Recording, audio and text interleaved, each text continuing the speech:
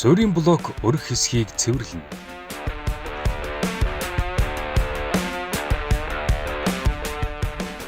Толгой тавих буюу тэг өрлөг хийнэ.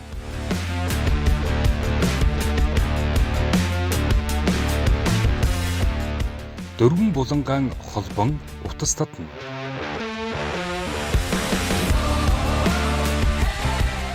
Блок утас 2-ын зай 1-2 мм байна.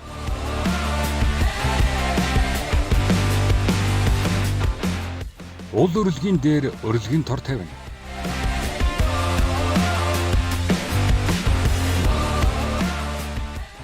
Тэгш усаар блокийг байнга шалгаж явна.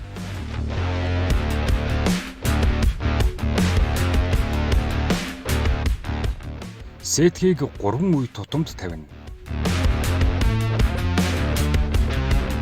Бүс бетон хийнэ.